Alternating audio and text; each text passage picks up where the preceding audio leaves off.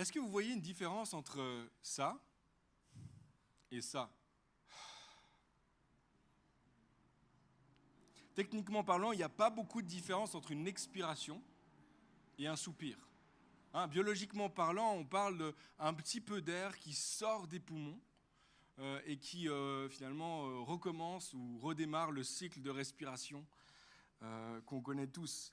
Techniquement, pas beaucoup de différence entre une respiration ou une expiration et un soupir. En 2016, il y a une université aux États-Unis, une petite équipe de cette université UCLA en Californie qui ont mené une grande étude sur le soupir. Intéressant, hein? Ils ont passé des années peut-être à réfléchir sur la question du soupir. Il y a des gens qui s'ennuient. Et intéressant, ils ont réfléchi à propos du fonctionnement du soupir et puis de son utilité aussi. Puis un élément qui est ressorti de l'étude, c'est que finalement, le soupir, en fait, c'est un élément naturel biologique qui permet de réinitialiser parfois la respiration ou le cycle de respiration. Et un élément aussi à souligner, c'est que finalement, nous soupirons tous environ toutes les 5 minutes. Je ne sais pas si vous aviez réalisé ça. Alors, des soupirs intentionnels, mais surtout des soupirs pas intentionnels. Cette semaine, j'avais l'occasion de travailler à l'Université de Genève parmi les étudiants qui suent pour leurs examens. Tout à l'heure, tu en as parlé un petit peu, il y a une petite photo qui s'affiche à l'écran. Et je peux vous assurer que j'ai vu, c'est vrai, beaucoup de soupirs dans la bibliothèque. Beaucoup de... Seigneur. Il n'y avait pas beaucoup de seigneurs, mais il y avait beaucoup de soupirs. Les étudiants à l'Uni soupirent en ce moment. Courage à vous, on est avec vous. Biologiquement parlant, c'est juste une quantité supplémentaire d'air qui est expulsée des poumons. Et pourtant, socialement parlant, on sait tous que le soupir communique quelque chose. Il y a de l'air qui sort, un tout petit peu plus d'air, mais ça communique quelque chose. On est tous d'accord que si quelqu'un soupire fortement alors que tu es en train de lui parler, c'est pas bon signe. Surtout si c'est ton patron, surtout si c'est peut-être ta femme, ton conjoint, ou si c'est ta belle-maman. C'est une mauvaise nouvelle si il ou elle soupire. Nous soupirons et notre soupir communique bien plus que parfois les mots peuvent le faire. Ils traduisent souvent bien mieux ce que nous ressentons à l'intérieur. Soupir de soulagement, soupir de délivrance, soupir d'exaspération, soupir de découragement, soupir de colère ou encore de regret, de tristesse, soupir de soulagement, toutes sortes de soupirs. Et le soupir communique nos émotions. Les soupirs traduisent en fait parfois nos espoirs, parfois nos désespoirs. Et pour les chrétiens, certaines de nos prières, vous le savez, sont tellement courtes, elles ressemblent à un soupir. Seigneur. Tu vois, et puis ça veut dire tellement plus qu'une prière d'une demi-heure. Il y a tellement plus de poids parfois à juste ce soupir-là. La parole déclare dans Romains 8, verset 26, que l'Esprit lui-même intercède pour nous par des soupirs inexprimables que les mots ne peuvent exprimer. Il soupire en nous, au travers de nous. Aujourd'hui, j'ai la joie d'ouvrir une nouvelle série de messages qui porte le titre de Soupir. Soupir, l'Esprit et l'épouse, l'Esprit et l'Église soupirent ensemble. Et cette série, elle est basée sur ce texte de l'Apocalypse, un des tout derniers passages, dernière page du dernier livre de la Bible, qui dit ceci: l'Esprit et l'épouse disent « Viens ». Je le dis comme ça parce que je crois qu'il y a un soupir qui est là. Une série dans laquelle on va voir le lien étroit qui existe entre le Saint-Esprit, entre le Saint-Esprit, l'Église et le retour de Jésus. Une série basée sur ce texte qu'on vient de lire. Et cette phrase est tellement courte et tellement simple qu'on peut passer à côté de la vérité qu'elle renferme. Vérité délicieuse qu'on va ouvrir ensemble dans ces prochaines minutes et puis les prochaines semaines aussi devant nous. De quoi est-ce qu'il parle ici? Il dit l'Esprit, donc il parle de l'Esprit Saint, l'Esprit de Dieu qui a été déversé sur les croyants. Et puis l'épouse, c'est l'Église. C'est une des nombreuses images que le Nouveau Testament offre à propos de qu'est-ce que l'Église, quel est son rôle. Et l'Église, c'est l'épouse qui soupire après son époux, qui se réjouit d'être unie à son époux. Et ensemble, l'Esprit et l'épouse, l'Église, soupirent au retour de Jésus. Viens, Seigneur, viens. En d'autres termes, l'Esprit soupire en chacun de nous, mais l'Esprit soupire aussi avec nous pour que ces réalités-là s'accomplissent devant nous. Mais ensemble, l'Esprit et l'Église attendent impatiemment le retour de Jésus. Ils désirent fortement, ils soupirent de son retour. Ils soupirent d'espérance, en fait, pour son retour. Alors, vous l'aurez compris, dans cette série, on va parler de l'espérance chrétienne, du retour de Jésus. Mais on va surtout se concentrer sur ce que le Saint-Esprit fait dans nos vies individuellement et en tant que communauté en attendant son retour. Donc, on va parler du retour de Jésus, mais de ce qu'il est en train de faire par son Esprit en nous, en attendant son retour. Et ma prière, c'est qu'au travers de cette série, le Saint-Esprit nous fasse passer d'une attente passive à une espérance active de son retour. Donc passer d'une attente passive à une espérance active, joyeuse et transformatrice en profondeur en attendant son retour. Jeudi de cette semaine, Laetitia l'a très bien dit en introduction de ce culte, la majorité d'entre nous avions congé. Pour les plus chanceux d'entre nous, vous avez eu un pont, vous avez eu le droit à ce petit jour entre deux, et puis peut-être certains ont profité d'aller profiter de cet avant-goût de l'été. On commence à avoir chaud, on commence à avoir le soleil, on se met de la crème solaire, etc. Et dans ce temps, en fait, ce jeudi, c'était le jour qui célébrait ce moment important de l'ascension de Jésus. Lorsque Jésus a été élevé, 40 jours après sa résurrection, jour pour jour, il a été élevé. On va lire dans Acte 1, verset 3 et suivant. Après avoir souffert, il se présenta à eux, on parle de Jésus, vivant, et leur donna de nombreuses preuves. Pendant 40 jours, il se montra à eux et parla de ce qui concerne le royaume. Je saute au verset 9. Après avoir dit cela, il se leva dans les airs pendant qu'il le regardait, et une nuée le cacha à ses yeux. Et comme ils avaient les regards fixés vers le ciel pendant qu'ils s'en allaient, deux hommes habillés de blanc leur parurent et dirent : « Hommes de Galilée, pourquoi restez-vous à regarder le ciel ? Ce Jésus qui a été enlevé au ciel du milieu de vous reviendra de la même manière que vous l'avez vu aller au ciel. » Amen. Depuis le début de l'Église, les croyants, les chrétiens croient que Jésus est non seulement mort, mais qu'il est ressuscité. En fait, c'est le fondement de notre foi chrétienne. C'est la base sur laquelle nous sommes fait baptiser, sur la base sur laquelle nous avons cru et que nous croyons encore. C'est juste, on est d'accord, la résurrection, c'est la base de la foi chrétienne. C'est le fondement de notre foi. Mais de la même manière, depuis la naissance de l'Église, les chrétiens croient que Jésus a été élevé au ciel et qu'un jour, il reviendra. Et de la même manière, c'est une excellente nouvelle, une très, très bonne nouvelle pour les chrétiens de l'époque et pour les chrétiens encore aujourd'hui. J'aimerais dire et affirmer déjà ce matin que le retour de Jésus, c'est une très bonne nouvelle. Et là, je sais qu'alors qu'on parle du retour de Jésus, il y a plusieurs choses qui se passent en nous. Plusieurs vivent certaines choses à l'intérieur d'eux-mêmes. Certains chrétiens aujourd'hui, quand on parle du retour de Jésus, ont certaines réactions. Parler du retour de Jésus provoque un certain stress ou une sorte de nervosité à l'idée que potentiellement il va venir par surprise au moment où je m'y attends le moins. Et puis peut-être qu'il va revenir au moment où je suis en train de pécher. Et puis s'il arrive à ce moment-là, qu'est-ce qui va se passer pour moi ? Puis il y a un petit peu des fois cette tension, cette pression-là de se dire, mais s'il revient. Et puis certains vivent une sorte de pression sur vous. Et puis il y a tellement de choses déjà qui s'accumulent dans la vie de tous les jours que de vivre avec cette pression-là, on a tendance parfois à le mettre de côté. D'autres chrétiens, le retour de Jésus provoque des émotions de crainte ou même d'angoisse, parce qu'ils associent le retour de Jésus à la fin du monde, au jugement, et puis finalement à la séparation d'avec Dieu, ce qu'on appelle l'enfer. La potentialité de l'enfer. Et à cause de ça, il y a beaucoup de chrétiens qui vivent l'angoisse lorsqu'on parle du retour de Jésus. Par contraste, aujourd'hui, il y a beaucoup de chrétiens aussi qui ont juste choisi de ne plus y penser.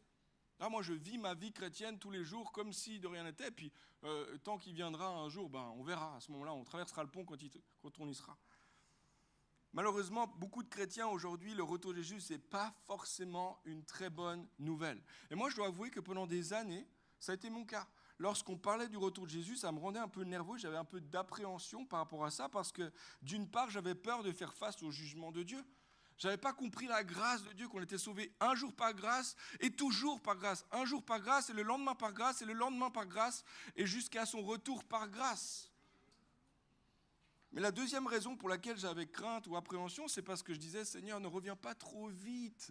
J'aimerais bien vivre plein de choses. J'aimerais bien finir mes études, j'aimerais bien avoir une femme, j'aimerais avoir des enfants, j'aimerais réussir quelque chose d'important dans ma vie, laisser une trace, puis peut-être être grand-père, etc., etc., etc. Et à cause de ces deux réalités-là, parfois, je vivais cette tension à l'intérieur de moi par rapport au retour de Jésus. Pour les premiers chrétiens, les premiers disciples, le retour de Jésus était une excellente nouvelle. Ils désiraient son retour, ils aspiraient à le voir revenir.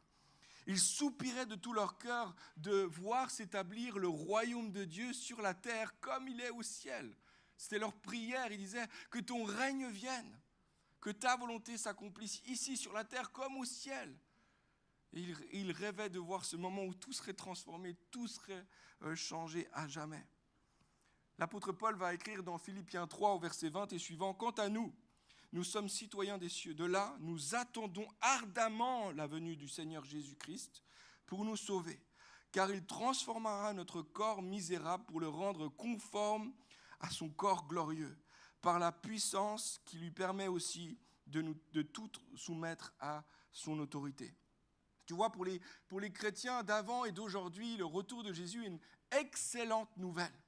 Et cela pour plusieurs raisons. Premièrement, lorsque Christ reviendra, tous ceux qui sont morts en Christ vont ressusciter avec Christ. Deuxièmement, lorsque Christ reviendra, nous serons transformés en un instant à son image et à sa ressemblance. Nous revêtirons, troisièmement, le corps immortel et glorieux qu'il nous a préparé. Nous serons débarrassés de la souffrance, débarrassés de la maladie, débarrassés de la mort pour toujours. Excellente nouvelle. C'est une excellente nouvelle aussi parce que nous verrons celui en qui nous avons cru. C'est une excellente nouvelle parce que nous serons unis à Christ pour toujours. Et enfin, nous régnerons avec lui sur une terre renouvelée, restaurée. L'auteur du livre aux Hébreux va écrire la chose suivante. Christ viendra une seconde fois, non plus pour ôter les péchés, mais pour sauver ceux qui attendent de lui leur salut. D'une certaine manière, nous sommes sauvés, mais sauvés en espérance, c'est ce que Paul va dire. Nous sommes sauvés, mais en fait, cette réalité du salut va s'accomplir lorsque Christ reviendra pleinement. Ça veut dire que les chrétiens s'attendaient, ils s'attendent encore aujourd'hui. Seigneur, viens compléter ce que tu as commencé dans ma vie. Il y a plein de cantiques qui ont été chantés au long des siècles, des cantiques merveilleux de chrétiens fervents qui désiraient le secours et le retour de Jésus. Il y a un cantique que j'aime énormément, que souvent je chante aussi dans ma douche, etc. Je sais qu'un jour, mes yeux verront Jésus. Je sais qu'un jour, mes yeux verront Jésus. Vous pouvez le chanter avec moi. Si je marche jusqu'au bout, par la foi et malgré tout, je sais qu'un jour, mes yeux verront Jésus. Il y a plein de couplets, on ne va pas continuer. Mais c'est l'espérance des chrétiens depuis des siècles, en fait. Tout ça simplement pour illustrer que les chrétiens désirent ardemment le retour de Jésus. L'apôtre Paul va terminer sa deuxième lettre aux Corinthiens par un mot, Maranatha. Maranatha qui veut dire « Viens Seigneur ». Et on sait par un des tout premiers livres qu'on a chrétien, un premier livre chrétien, il s'appelle la Didaché, au IIe siècle, ça a été écrit. Et dans ce livre-là, on sait que la Sainte Seine se terminait par la prière de Maranatha. Les chrétiens disaient « Seigneur, viens maintenant, viens Seigneur. Nous avons soif de ta présence, soif de te voir parmi nous. » Pour tous les chrétiens, le retour de Jésus rime avec grand jour de joie, grand jour de fête. Mais ce n'est pas le cas de tout le monde, il faut le dire. Pour ceux qui n'ont pas placé leur foi et leur espérance en Christ, son retour rime avec jugement, punition, séparation éternelle, ce qu'on appelle l'enfer. Puis cette réalité peut nous irriter, peut nous agacer, peut nous rendre mal à l'aise, c'est vrai. Mais pourtant, c'est bel et bien un enseignement chrétien. Ça peut nous choquer. On se dit, mais si Dieu est bon, et s'il a créé tout ce monde-là, pourquoi est-ce qu'il enverrait certaines personnes en enfer? Pourquoi il y aurait une séparation éternelle avec Dieu? C'est une très bonne question, c'est une question légitime. Et j'aime la façon simple de répondre de C.S. Lewis. Il va dire ceci, dans son livre Le Grand Divorce, il écrit « En fin de compte, ça veut dire à la fin des choses, il n'y aura que deux types de personnes. Ceux qui disent à Dieu que ta volonté soit faite et ceux à qui Dieu dit à la fin que ta volonté soit faite. » Ce qu'il est en train de dire ici, c'est qu'il y a la séparation d'Éternel avec Dieu et la réponse de Dieu à des hommes et des femmes qui ont dit toute leur vie « Je ne veux pas de toi. Je ne veux pas de toi dans ma vie. Je n'ai pas besoin de toi dans ma vie. » Et en fin de compte, Jésus va simplement dire que ta volonté soit faite. Ce que tu veux, c'est ce qui va s'accomplir. Il y a deux types de personnes. Ceux qui vont dire à Dieu que ta volonté soit faite et ceux à qui Dieu va dire que ta volonté soit faite. J'aimerais dire ce matin, si tu es à Jésus, si tu as placé ta foi en lui, si tu marches avec lui, tu devrais te réjouir de la bonne nouvelle de son retour. Tu n'as aucune crainte à avoir, tu n'as aucune peur à avoir, aucun stress à avoir, parce que tu es sécure en Christ, dans sa grâce. Ce n'est pas par tes œuvres que tu as été sauvé, c'est par l'œuvre de Christ complétée à la croix, entièrement accomplie à la croix. Et tu ne te réfugies pas dans ta capacité à rester sauvé. Tu te confies dans la grâce de Dieu encore et encore. Mais j'aimerais dire ce matin, si tu entends ce message et que tu n'as pas encore confié ta vie à Jésus, ce n'est pas trop tard. C'est le bon moment. Peut-être que même tu es là ce matin pour entendre ce message et pour prendre le choix de dire « Je vais mettre ma foi en Christ ce matin. Je vais m'attacher à Jésus ce matin. » La parole dit, si tu entends cette parole, si tu entends ce message, n'endurcis pas ton cœur. Aujourd'hui est le jour du salut. Tout à l'heure, je vais inviter plusieurs personnes, si vous le souhaitez, de répondre à cet appel. Je vais vous conduire dans une prière. Le retour de Jésus est une très bonne nouvelle pour les croyants, mais c'est une très bonne nouvelle aussi pour la création. On va lire un texte dans Romains, au chapitre 8, un texte un peu plus long, mais ça vaut la peine de se plonger dans ce texte-là. Verset 19 et suivant, en effet, la création attend, avec un ardent désir, la révélation des fils de Dieu. Car la création tout entière a été réduite à une condition bien dérisoire. Ce ne s'est pas produit de son gré, mais à cause de celui qui l'y a soumise.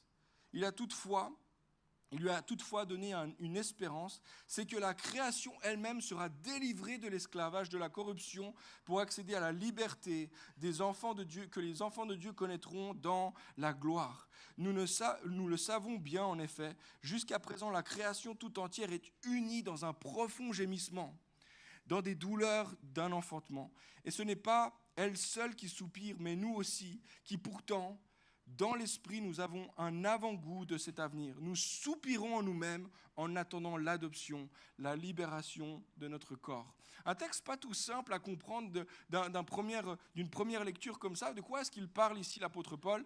Il dit, verset 23, que la même manière que nous soupirons et désirons ardemment vivre la libération, la résurrection de notre corps, et de la même manière, la création soupire tout entière au renouvellement de toute la création. Le nouveau ciel, la nouvelle terre promise à la fin de l'Apocalypse. Ça, c'est la réalité, c'est la promesse dans laquelle la création tout entière soupire. Elle désire voir s'accomplir ces choses-là. Maintenant, pour bien comprendre cette promesse-là, il faut comprendre un petit peu le début de la création. Si on revient à la Genèse, au tout début, il est dit que Dieu a créé l'homme, il a créé d'abord le ciel et la terre et tout ce qu'il contient pour sa propre gloire par sa parole. Ensuite, il a créé l'homme et la femme comme le couronnement de toute la création. Et il les a créés en lien particulier avec le reste de la création. Il est dit au chapitre 2 de Genèse que la terre est dépendante de l'homme et que l'homme est dépendant de la terre. Ils sont interdépendants, mais il a donné l'autorité à l'homme de régner sur la création, de représenter Dieu sur toute la création. C'est-à-dire, nous sommes l'image, nous représentons Dieu envers toute la création. Et il est dit que malheureusement, chapitre 3, le péché est entré dans le cœur de l'homme par la désobéissance des hommes. Et à cause de ça, le péché a détruit quelque chose à l'intérieur de l'homme, dans son âme. Il y a quelque chose de la mort qui commence à prendre place, pas seulement dans son âme, dans ses relations. Adam et Ève, déjà tout de suite, il y a un problème qui se passe entre eux. Mais on sait aussi par la suite qu'il y a comme quelque chose qui atteint toute la création. Toute la création est soumise au péché, ou à la condition du péché, à cause du fait que l'homme règne, devait représenter Dieu sur la création.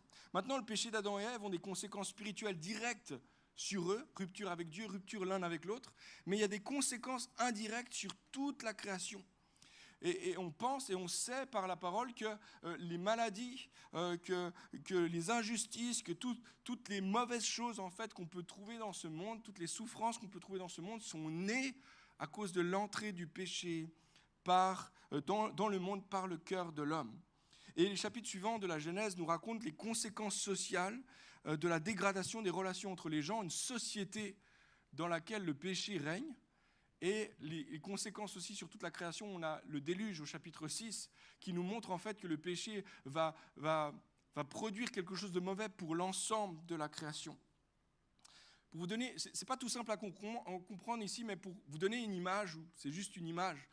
Moi, mes enfants habitent chez moi. Ils mangent la nourriture que moi j'achète. Ils sont conduits d'un endroit à l'autre dans ma voiture que je conduis. Hein? C'est vrai ou pas? Quand on va faire quelque chose, les enfants viennent avec moi parce que c'est moi qui ai payé. Ils sont sous mon autorité, sous ma garde. Hein. Ce n'est pas une autorité oppressive, là, c'est une garde, c'est un soutien, c'est quelque chose. Ils sont liés à moi par mon autorité. Et Dieu m'a donné cette autorité-là dans ma famille. Et si, du jour au lendemain, je ne sais pas, je perds mon travail, et que ma femme perd son travail, tous les deux, d'un coup, on perd les deux notre travail. On est d'accord que les enfants vont vivre les conséquences de ce qui se passe dans nos vies. Vous voyez, parce qu'ils sont soumis à autorité, sous notre autorité, ils seront sous les conséquences de ce qui se passe dans nos vies. De la même manière, l'homme, la femme avaient reçu le mandat de régner, de s'occuper, de gérer la création de Dieu sur la terre, d'être les représentants de Dieu sur la terre comme Dieu dans le ciel. Mais lorsque l'homme faillit, c'est toute la création qui faillit avec lui. Et c'est exactement ce qui s'est passé lors de la chute de l'homme. Alors, une question qu'on devrait se poser, est-ce qu'on est d'accord que quelque chose cloche dans la création? Est-ce qu'il y a quelque chose, vous aussi vous êtes d'accord qu'il y a quelque chose cloche dans la société, cloche dans la nature? Si vous êtes d'accord avec cette affirmation-là, et je pense que le 99% des Genevois vont te dire oui à cette question, alors il faut réaliser que ce qui se passe dans le monde, ce qui se passe dans la société est en lien direct avec l'entrée du péché dans le cœur de l'homme. C'est à cause du péché de l'homme. Et Paul va expliquer au verset 20, en effet, la création a été soumise à l'inconsistance, donc l'inconsistance de l'homme, non de son propre gré, mais à cause de celui qui l'a soumise, à cause de l'homme. Il ajoute au verset 21, toutefois, elle a l'espérance d'être elle aussi libérée de l'esclavage de la corruption pour prendre part à la glorieuse liberté des enfants de Dieu. La création soupire après le retour de Jésus. Pourquoi ? Parce que lorsque toi et moi, nous serons ressuscités avec Christ lors de son retour, la création, elle aussi, va ressusciter, va renaître. Il va y avoir quelque chose de nouveau. Toutes choses seront nouvelles. Nouvelle terre, nouveaux cieux. Matt Emerson a dit ceci, la résurrection de Jésus d'entre les morts représente les prémices de la nouvelle création. Elle anticipe la résurrection des croyants pour la vie éternelle, oui, mais aussi le renouvellement de toute la création. Les événements de la Pâque et la mort, la résurrection de Jésus annoncent le début d'une nouvelle ère pour l'humanité, le début d'une nouvelle ère pour la société, le début d'une nouvelle ère pour toute la création, entièrement. Ça, les amis, c'est une excellente nouvelle. Ça veut dire qu'un jour, Dieu mettra fin à toute l'injustice et tout désordre social, écologique sur la terre. Amen. Ça veut dire que non seulement la maladie, la souffrance physique, la mort n'existeront plus, mais aussi les famines, les guerres et tous les accidents naturels n'existeront plus. Ça veut dire aussi que la haine, l'injustice sociale, la pauvreté aura complètement disparu. Est-ce qu'il y a des gens qui aspirent à ce genre de monde-là ? Vous savez, certains des espoirs que le monde cherche absolument à vivre et à voir se manifester sera pleinement manifesté lorsque Christ reviendra. Ça veut dire que si tu vis une forme en ce moment d'injustice, le jour où Dieu va venir, il va t'en libérer définitivement. Il n'y aura plus de racisme pour celui qui en aura vécu toute sa vie. Il n'y aura plus de pauvreté pour celui qui a manqué toute sa vie et qui ne sait pas comment nouer les deux bouts du mois. Il n'y aura plus de harcèlement pour ceux qui en ont été victimes, qui ont été victimes d'intimidation pendant des années. Plus de dépendance destructrice pour ceux qui n'arrivent pas à s'en sortir. Plus de violence domestique. Plus de violence psychologique pour ceux qui n'arrivent pas à rentrer chez eux tellement ils ont peur. plus d'injustice, plus de peur de jugement de l'autre, plus d'hypocrisie, plus de tout ce qui détruit le cœur et l'âme de l'homme. Vous pouvez dire amen à n'importe quel moment. Amen.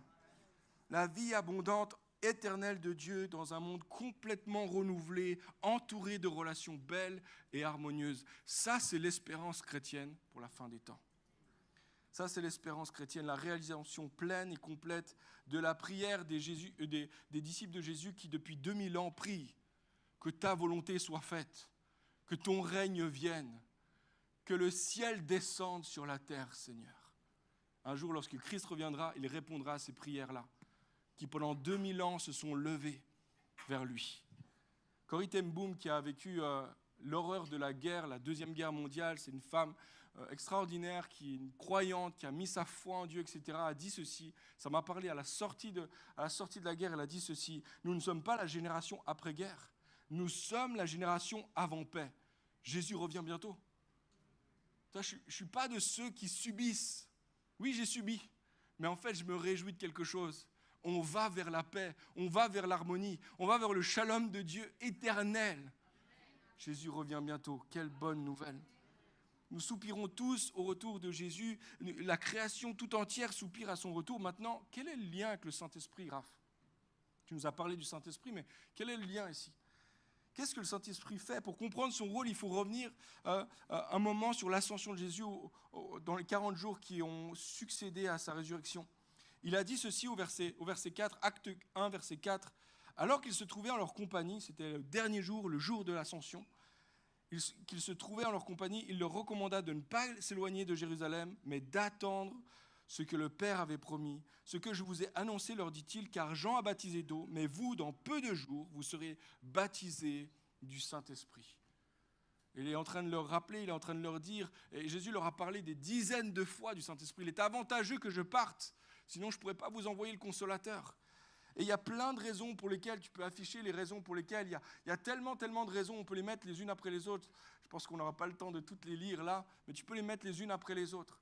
Il y a plein de raisons pour lesquelles on peut être heureux, reconnaissant de la venue du Saint-Esprit. Toutes ces choses-là, il les fait, il agit pour notre bien. Par son esprit, il œuvre en nous et nous transforme encore et encore. Est-ce qu'il y a des gens qui sont reconnaissants pour la venue du Saint-Esprit ce matin ? Amen. Est-ce qu'il y en a qui disent, Seigneur, je veux plus de ton esprit dans ma vie ? Amen. Le Saint-Esprit fait toutes ces choses pour une seule raison, les amis. La seule raison pour laquelle il fait toutes ces choses-là, c'est pour nous préparer au retour de Jésus. C'est la seule raison pour laquelle il nous a envoyé cet esprit-là. C'est nous préparer, nous, disciples individuellement, et préparer l'Église à rencontrer Jésus lorsqu'il reviendra. John Alexander a dit ceci, « L'Esprit souhaite ardemment le retour du Seigneur. Si dans les jours de sa chair, Christ souhaitait la venue de l'Esprit, maintenant les désirs du Saint-Esprit se portent constamment vers le retour de Jésus. » Tu vois, c'est intéressant, Jésus disait, il va venir bientôt, j'ai une super nouvelle, le Saint-Esprit viendra sur vous, etc., etc. Et depuis que le Saint-Esprit est là, le Saint-Esprit n'arrête pas à l'intérieur de nous dire, bonne nouvelle les amis, il vient bientôt. Vous voyez, le Saint-Esprit et Jésus ensemble rappellent qu'un jour tout sera réconcilié, tout sera restauré en lui. L'apôtre Paul le dit de cette façon, Romains 8, verset 23, il dit, elle, la création, n'est pas seule à gémir, car nous aussi, qui avons reçu l'Esprit comme avant-goût de la gloire, nous gémissons du fond du cœur en attendant d'être pleinement établis dans notre condition de fils adoptifs de Dieu, quand notre corps sera délivré. Car nous sommes sauvés, mais c'est en espérance. Or, voir ce que l'on espère, ce n'est plus espérer. Qui, en effet, continue à espérer ce qu'il voit ? Mais si nous ne voyons pas ce que nous espérons, nous l'attendons avec persévérance. Verset 26. De même, l'Esprit vient nous aider dans notre faiblesse. En effet, nous ne savons pas comment prier comme il faut, mais l'Esprit lui-même intercède en gémissant d'une manière inexprimable. Et Dieu qui scrute les cœurs sait ce vers quoi tend l'Esprit, car c'est en accord avec Dieu qu'il intercède pour les membres de son peuple saint. En d'autres mots, non seulement la création soupire après le retour de Jésus lors de son avènement, mais Paul dit ici que nous crions, que nous gémissons gémissons, que nous soupirons à ce retour-là, et que parfois nous ne savons même pas comment le faire, mais l'Esprit en nous soupire à l'intérieur de nous pour ce retour. La création soupire, oui, mais Paul ajoute, le Saint-Esprit en nous le fait, qu'il nous a été donné pour nous aider à soupirer. Ah, c'est une super nouvelle, c'est pas seulement que l'Esprit vient en nous et il attend de nous que nous soupirions, il nous aide à soupirer avec lui au retour de Jésus. L'apôtre Paul dit, tu as besoin du Saint-Esprit. L'apôtre Paul dit, il faut que tu aies le Saint-Esprit. Ce n'est pas un ajout, ce n'est pas une option à ta vie spirituelle. Il y a quelques mois en arrière, avec Christina, on a dû aller visiter un concessionnaire pour trouver une voiture, etc. Puis on avait quelques critères, on n'avait pas plein de critères, on avait juste 2 critères minimaux. On voulait qu'il y ait la clim, hein, vous connaissez l'été, et on voulait transporter nos enfants d'un point A à un point B sans qu'ils se touchent trop les jambes. Vous savez pourquoi, les parents? C'était nos 2 critères. 2 critères, pas beaucoup plus. Et on arrive chez le concessionnaire, il a plein d'options. Là, il y a un parapluie. Là, il y a un truc qui s'ouvre quand tu appuies là. Quand tu éternues, il te donne le mouchoir. Non. Plein d'options. Là, tu n'as pas compris. Nous, on veut juste ces 2 options-là. Ne nous donne pas tout le reste. On veut juste ça. Ça, c'est le nécessaire. Sans ça, on ne peut pas acheter de voiture. Et l'apôtre Paul dit, toi, tu as besoin du Saint-Esprit. Tu peux faire tout le reste de ta vie chrétienne sans rien d'autre, mais l'option minimale, c'est la vie du Saint-Esprit en toi. Il n'y a que ça. Ça, c'est le nécessaire. Tu as besoin de l'Esprit dans ta vie. Louis Bonnet a dit ceci, ce cri, ce soupir est la marque certaine que nous sommes en communion avec le Saint-Esprit. S'il y a un soupir dans ton cœur pour le retour de Jésus, tu sais que tu es en accord, tu sais que tu es connecté, tu sais que tu es en communion avec le Saint-Esprit. Est-ce que le Saint-Esprit soupire dans ta vie? Est-ce que le Saint-Esprit te pousse à soupirer au retour de Jésus? Je termine avec ce dernier élément. On va jouer quelques notes dans quelques instants, si c'est OK pour toi, Sarah Emmanuel. Et puis on va aller dans la prière dans quelques instants. Mais le Saint-Esprit nous aide à soupirer pour le retour de Jésus. Qu'est-ce que je peux faire, moi, concrètement, à partir de tout ce qui a été dit ce matin, pour commencer à soupirer de mon côté? On retourne sur le texte de l'Apocalypse. Apocalypse 22, verset 17. L'Esprit et l'épouse disent « Viens ». Celui qui entend dise « Viens ». Que celui qui a soif vienne. Que celui qui veut de l'eau, de la vie, la prenne gratuitement. Ici, il donne 2 principes très simples pour que toi et moi, on puisse soupirer, désirer le retour de Jésus. Il dit, nourris l'espérance du retour de Jésus par l'écoute active de sa parole. Il dit ceci, celui qui entend dit viens. Est-ce qu'il y a quelqu'un qui entend ce matin? Dis viens. Si tu entends la parole, dis viens. En fait, ce qu'il est en train de dire, c'est qu'il faut que tu nourrisses l'espérance de son retour par la lecture et l'écoute attentive de la parole de Dieu. Si tu écoutes la parole de Dieu, il y a quelque chose en toi qui va dire « Oui Seigneur, c'est ça que je veux pour ma vie ». Si tu participes, si tu veux participer activement à soupirer à son retour, la première chose que tu dois faire, c'est nourrir ta foi de l'espérance vivante et joyeuse que donne la parole de Dieu. Moi, j'aimerais dire ce matin, c'est pas que tu vas lire la parole de Dieu cet après-midi que tu vas commencer à avoir ce soupir en toi. C'est pas que tu vas la lire une fois de temps en temps que tu vas avoir ce soupir en toi. C'est alors que tu te plonges dans la parole. Et là, je ne fais pas une promesse automatique, là, mais je suis en train de te parler de mon expérience et de l'expérience de dizaines de personnes qui peuvent te dire qu'alors que je me suis plongé dans la parole, il y a quelque chose en moi qui me dit « J'ai soif de vivre ces choses-là ». Puis alors que tu lis les promesses de la parole, tu commences à prier. C'est pas seulement que tu lis, tu commences à prier. Tu dis, Seigneur, c'est vrai. Je veux que l'injustice s'arrête. Je veux que ta justice vienne. Je veux que ton royaume arrive. C'est ça que je veux pour ma vie. Puis alors que tu entends la parole, tu commences à dire avec l'esprit et l'épouse, viens Seigneur. Celui qui entend la parole dit, viens. Mais la deuxième chose, alors que tu nourris l'espérance de l'écoute, par l'écoute de la parole, la deuxième chose, pour soupirer avec l'esprit, c'est d'inviter d'autres à venir s'abreuver à la source de ton espérance. Le texte continue et dit que celui qui a soif vienne, que celui qui veut de l'eau de la vie prenne gratuitement. Soupirer activement avec le Saint-Esprit, c'est mener une vie qui invite les autres à venir à la source. Tu vois, celui qui entend la parole dit « Viens ». Mais pas seulement ça, il dit « Est-ce qu'il y a quelqu'un d'autre qui a soif ? Moi, je sais où tu peux être abreuvé. » Oui, je dis « Viens, Seigneur, parce que j'écoute ta parole. Mais maintenant, est-ce qu'il y a d'autres personnes qui ont soif ? » Elle est là, la source. Venez, venez, venez goûter. Venez vous désaltérer à la source. Alors que tu nourris l'espérance de son retour par l'écoute de sa parole, tu commences à sentir l'Esprit de Dieu qui soupire à l'intérieur de toi. Et pas seulement ça, c'est pas seulement des paroles ou intellectuellement, mais ta vie commence à s'aligner avec le désir du retour de Jésus. Puis alors que tu alignes ta vie, ton comportement change, tes paroles changent, ta façon de te comporter avec les autres change. Tes espoirs, tes projets changent, tes relations changent. Et ta vie commence à communiquer le parfum de l'espoir à venir. Tu commences à vivre une vie qui parle d'ailleurs, qui parle d'un autre moment, qui parle du futur. Tyler Staton a dit ceci, « La vie du Saint-Esprit nous envoie avec puissance, nous chargeant de vivre dans ce monde d'une manière qui répand les rumeurs d'un autre monde. » Tu vis d'une certaine manière et les gens se disent « Mais il y a quelque chose d'autre qui est possible. » C'est ce que l'apôtre Paul va dire, il dit « Celui qui espère, en fait, il porte un parfum qui communique la vie à ceux qui vont croire. » Alors que tu lis la parole, que tu viens vers Dieu, tu renouvelles l'espérance en toi de son retour. Il y a quelque chose qui s'aligne dans ta vie et ta vie commence à dire aux autres, il y a quelque chose d'autre qui est possible. Viens toi aussi, viens goûter toi aussi à la source d'eau vive. Moi, je ne sais pas pour toi ce matin, mais moi, je cours en avant pour répondre à cet appel. Moi, je viens vers Jésus, je dis, Seigneur, renouvelle ma soif de toi.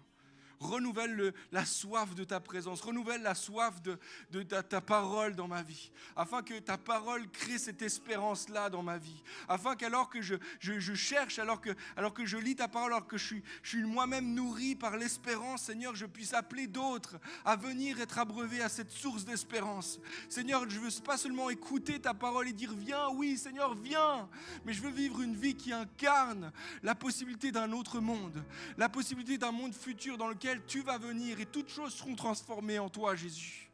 C'est ce que je veux pour ma vie. Est-ce qu'il y a quelqu'un d'autre ce matin qui veut répondre à l'appel?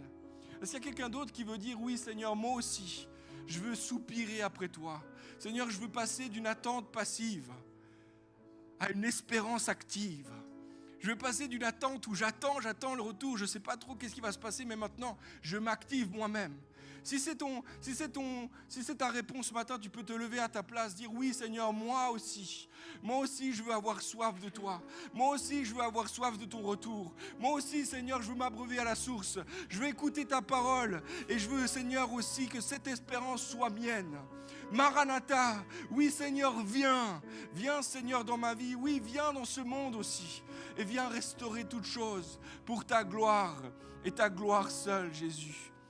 Alléluia, si tu es à ta place et que tu réponds à cet appel, tu peux lever ta voix à ta place. Là où tu es, tu pries par le Saint-Esprit, par toutes sortes de soupirs inexprimables qui en toi font monter ce désir-là. Oui Seigneur, je veux ton retour, je veux expérimenter ça, je veux voir Seigneur ces choses-là s'accomplir, je veux voir ton règne arriver, que ton règne vienne, que ta volonté soit faite sur la terre comme au ciel Seigneur. Fais ta volonté dans ma vie, fais ta volonté dans ma famille, fais ta volonté dans mon travail, fais ta volonté dans cette église, fais ta volonté Seigneur dans cette ville au nom de Jésus. Seigneur, que ton règne vienne, que ta volonté s'accomplisse comme elle est au ciel. Oh Seigneur, nous avons soif de toi, soif de ta présence. Il y a peut-être quelqu'un ce matin, tu as entendu toutes ces choses-là, mais toi tu ne mets pas encore ta foi en Jésus, tu ne l'as pas encore fait jusqu'à maintenant. Et ce matin, c'est ton matin. L'Esprit dit, celui qui entend n'endurcit pas son cœur. Aujourd'hui est le jour du salut. Il y a quelqu'un ce matin qui peut répondre à cet appel, confier sa vie entre les mains de Dieu. Tu ne sais pas trop comment faire, tu ne sais pas par où commencer, tu ne sais même pas trop à propos de quoi ça marche, comment vraiment Dieu, l'évangile, etc. Mais ce matin, avec un pas de foi, comme un enfant, tu viens vers Jésus. Et tu l'accueilles dans ta vie. Tu lui dis, viens Seigneur, oui, viens dans ma vie. Viens transformer toutes choses. Viens habiter en moi. Viens transformer ma vie pour ta gloire au nom de Jésus. S'il y a quelqu'un ce matin qui répond à cet appel, tout à l'heure, on sera quelques-uns ici devant. Tu peux venir pour recevoir la prière. Ne repars pas de ce lieu sans avoir pris cette décision. Ne ferme pas ton cœur à cet appel que le Seigneur t'adresse aujourd'hui. C'est pour toi, c'est pour ta vie à toi, c'est pour ta famille à toi, c'est pour tes enfants, c'est pour ton contexte à toi aussi, au nom de Jésus. Merci Saint-Esprit. Gloire à ton nom, Jésus. Est-ce qu'on peut applaudir le Seigneur ce matin en terminant? Gloire à Jésus. Amen. Vous savez comment termine l'Apocalypse? Les dernières paroles de Jésus? Oui, je viens. Oui, je viens. Je viens répondre à cette prière. Je viens accomplir toutes ces choses-là. Toutes ces espérances ne seront pas déçues. Oui, je viens. Gloire à Jésus.